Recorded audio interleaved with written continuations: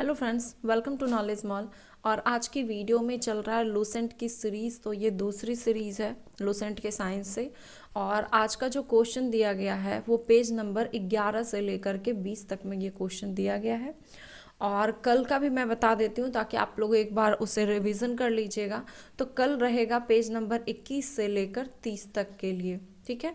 तो आज चलिए 11 से 20 तक में लगाते हैं हम लोग क्वेश्चंस का सेट, और ये है 40 क्वेश्चंस का सेट। तो चलिए लगाते हैं। पहला क्वेश्चन दिया गया है कि समुद्र तल पर जी का यानी कि छोटी जी का प्रमाणिक मान होता है।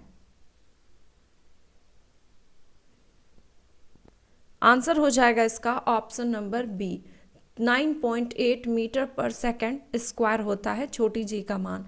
छोटी जी का प्रमाणिक मान 9.8 मीटर पर सेकंड स्क्वायर होता है, और यह मान जो है समुद्र तल तथा 45 डिग्री अक्षांश पर होता है। और ये जो जी होता है ये गुरुत्व जनित त्वरण होता है। बड़ी जी का मान मैंने कल ही बताया था आपको। सार्वत्रिक गुरुत्वाकर्षण नियतांक का मान कितना था? 6.67 इंटू 10⁻⁻11 नैनोमीटर स्क्वायर पर केजी स्क्वायर। ये मैंने बताया था आपको कल ही।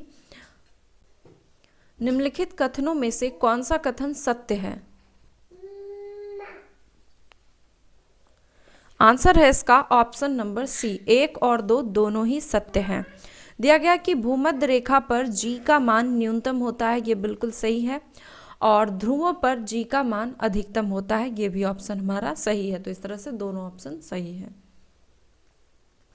पृथ्वी अपने अक्ष के परितः वर्तमान गति से कितना गुना अधिक से घूमने लगेगी ताकि भूमध्य रेखा पर रखी वस्तु का भार शून्य हो जाएगा?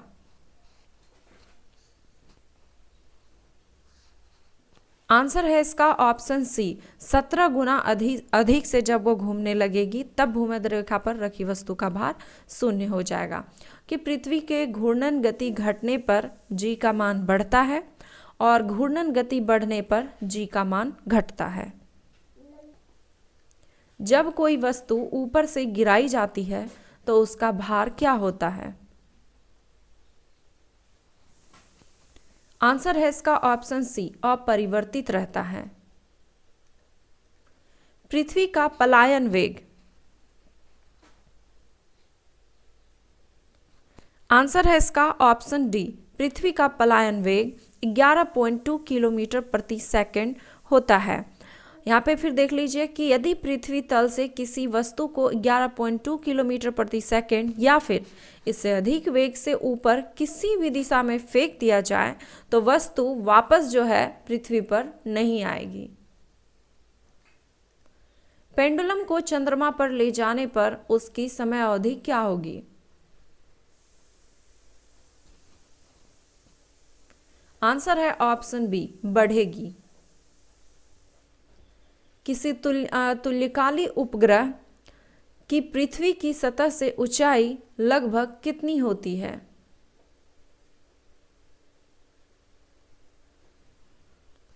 आंसर है ऑप्शन बी, 36,000 किलोमीटर। तुल्यकाली उपग्रह के परिक्रमण की अवधि 24 घंटे होती है। तुल्यकाली उपग्रह का उपयोग रेडियो एवं टीवी प्रसारण में, दूर संचारण में, मौसमी संबंधी भविष्यवाणी के लिए किया जाता है। ग्रहों की गति से संबंधित नियम निम्नलिखित में से किस वैज्ञानिक ने दिया था?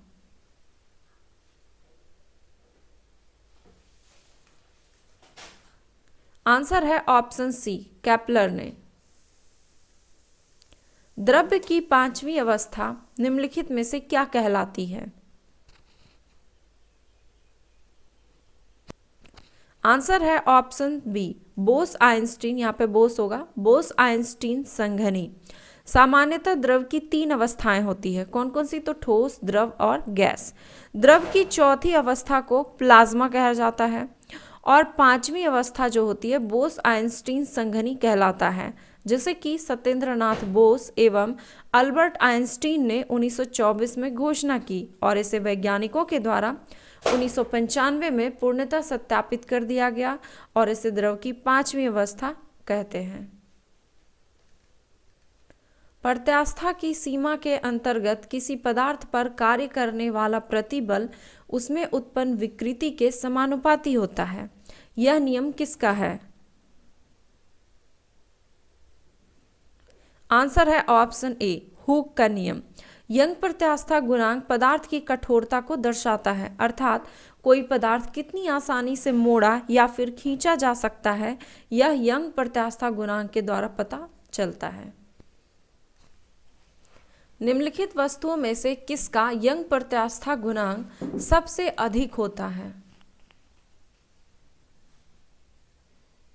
आंसर है इसका ऑप्शन सी, हीरा का। सबसे अधिक यंग प्रत्यास्था गुणांक जो होता है वो हीरा का होता है, उसके बाद स्टील का, फिर हो जाएगा शीशा का, और फिर सबसे अंतिम में रबड़ का।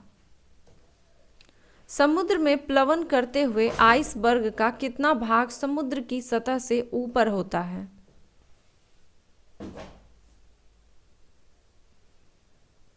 आंसर है इसका ऑप्शन बी, 1/10 भाग। पदार्थों का आपेक्षिक घनत्व निम्नलिखित में से किस उपकरण से मापा जाता है?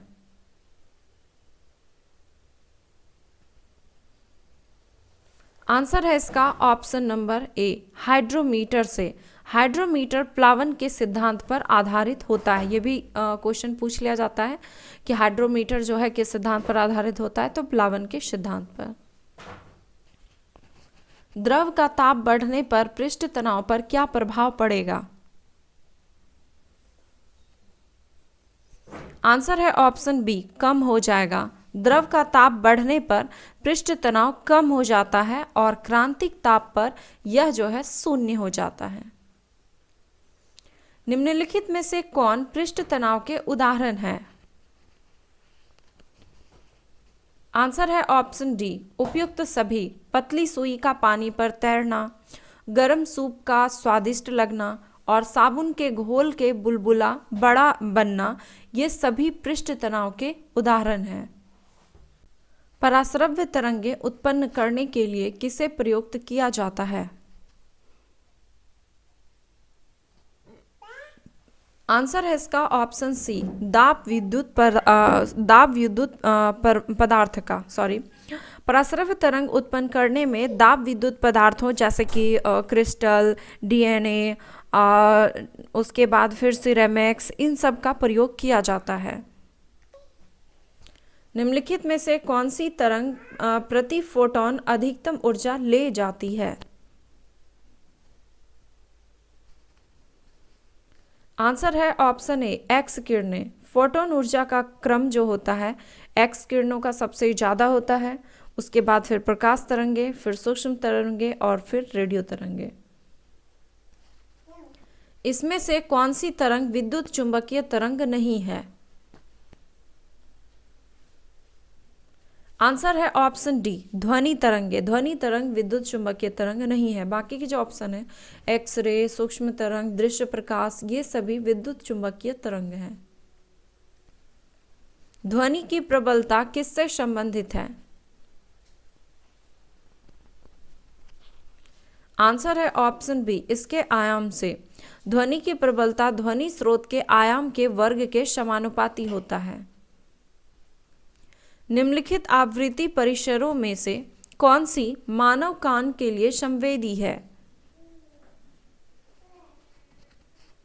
आंसर है ऑप्शन बी, 20 से 20,000 हर्ट्ज। अवश्रव्य तरंग जो होती है 20 हर्ट्ज से कम होती है और इसे मनुष्य द्वारा नहीं सुना जा सकता। श्रव्य तरंगे जो होती है वो 20 हर्ट्ज से लेकर 20,000 के बीच की आवृत्ति वाले तरंग होते हैं और इसे मनुष्य के द्वारा सुना जा सकता है। पराश्रव्य तरंग का जो मान होता है 20,000 हर्ट्ज से अधिक आवृत्ति वाले तरंग होते हैं और इसे मनुष्य के द्वारा नहीं सुना जा सकता है। इसका उपयोग सोनार, ईसीजी और अल्ट्रासोनोग्राफी इत्यादि में किया जाता है। निम्नलिखित में से कौन सा मिलान गलत है? आंसर है ऑप्शन सी। दिया गया कि दृश्य विकिरण की खोज हर्शेल ने किया था, तो गलत है क्योंकि दृश्य विकिरण की खोज न्यूटन ने किया था। बाकी के ऑप्शन सही है। एक्सरे किरण का रोंटगेन, गामा किरणें बैकुरल और लघु रेडियो तरंगे हेनरिक ने किया था। वस्तु की मात्रा बदलने पर अपरिवर्तित रहेगा। आंसर है ऑप्शन डी घनत्व। वस्तु की मात्रा नि कम या ज्यादा होने से घनत्व पर कोई प्रभाव नहीं पड़ता। बर्फ पर स्केटिंग करना प्रदर्शित करता है कि दाब बढ़ने पर बर्फ का गलना क्या होगा। आंसर है ऑप्शन बी घटता है। स्वचालित वाहनों में द्रव चालित ब्रेकों का इस्तेमाल वस्तुतः किस नियम का सीधा अनुप्रयोग है। आंसर है ऑप्शन ए पास्कल के नियम का। लोलक की आवर्तकाल। आंसर है ऑप्शन बी लंबाई के ऊपर निर्भर करता है। किसी सरल लोलक की लंबाई 4% बढ़ा दी जाए तो उसका आवर्तकाल पर क्या प्रभाव पड़ेगा। आंसर है ऑप्शन बी 2% बढ़ जाएगा। हुक का सिद्धांत निम्नलिखित में से किससे संबंधित है। आंसर है ऑप्शन सी प्रत्यास्था से। एक द्रव बूंद गोलिया आकार धारण कर लेती है। आंसर है ऑप्शन ए पृष्ठ तनाव के कारण। द्रव में आंशिक या पूर्णतः डूबे हुए किसी ठोस द्वारा प्राप्त उछाल मात्रा निर्भर करती है। आंसर है ऑप्शन ए ठोस द्वारा हटाए गए द्रव की मात्रा पर। तरंग का वेग, आवृत्ति तथा तरंग दैर्घ्य में संबंध दिया जाता है। आंसर है इसका ऑप्शन ए भी बराबर n इंटू लैम्डा, यानी कि तरंग का वेग बराबर हो जाएगा आवृत्ति गुने तरंग दैर्घ्य। वेंटुरी मीटर से ज्ञात की जाती है। आंसर है ऑप्शन डी द्रव का प्रवाह। यांत्रिक तरंगे संचारित होती है। आंसर है ऑप्शन डी उपरोक्त सभी में। केवल यहाँ पे ठोस, द्रव और गैस, इन सभी में यांत्रिक तरंगे वे तरंगे होती हैं जो कि ठोस, द्रव एवं गैस में संचारित होती है। इसे चलने के लिए माध्यम की आवश्यकता होती है। अयांत्रिक तरंगे या फिर जिसे विद्युत चुंबकीय तरंग कहते हैं, उसके लिए माध्यम की आवश्यकता नहीं होती है और यह तरंगे निर्वात में संचरित हो सकती है। जैसे कि प्रकाश तरंगे, रेडियो तरंगे, एक्स तरंगे, इन सभी को माध्यम की आवश्यकता नहीं होती है। विद्युत चुंबकीय तरंगे की चाल होती है।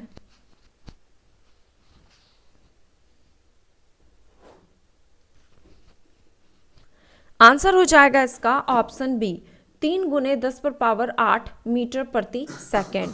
विद्युत चुंबकीय तरंग की चाल प्रकाश की चाल के बराबर होती है। निम्नलिखित में से कौन सी तरंगे शून्य में संचारित नहीं हो सकती।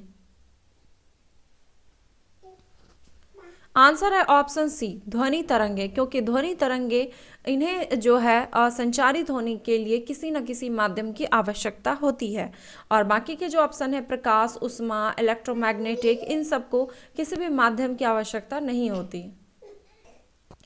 यदि लिफ्ट के नीचे उतरते समय लिफ्ट का त्वरण गुरुत्वीय त्वरण से अधिक हो तो लिफ्ट में खड़ा व्यक्ति पर क्या प्रभाव पड़ेगा। आंसर है इसका ऑप्शन ए लिफ्ट में खड़ा व्यक्ति लिफ्ट की फर्श से उठकर उसकी छत पर जा लगेगा। निम्नलिखित में से किस प्रकार की तरंगे का प्रयोग रात्रि दृष्टि उपकरण में किया जाता है। आंसर है ऑप्शन सी अवरक्त तरंग का प्रयोग।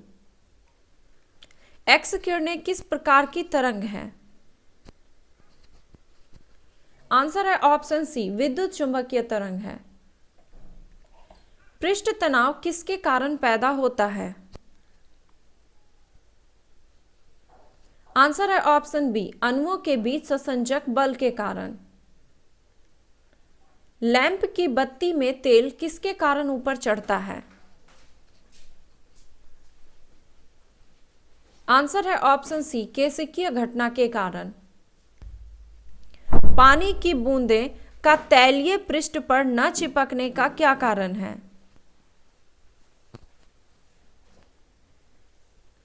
आंसर है ऑप्शन ए, आसंजक बल का अभाव। तो यहाँ पे था 40 क्वेश्चंस का सेट और चलिए एक क्वेश्चंस का आंसर आपको देना है। यदि पृथ्वी का गुरुत्वाकर्षण बल अचानक लुप्त हो जाता है तो निम्न में से कौन सा परिणाम सही होगा? इसका आंसर आप सबों को कमेंट बॉक्स में देना है। और अगर वीडियो पसंद आया तो प्लीज़ एक लाइक, कमेंट एंड शेयर करना ना भूलें। और जो चैनल पर नए हैं वो सब्सक्राइब कर बेल आइकन को जरूर प्रेस कर दें, वो भी ऑल नोटिफिकेशन पे, ताकि आपको नोटिफिकेशन मिलती रहे। धन्यवाद।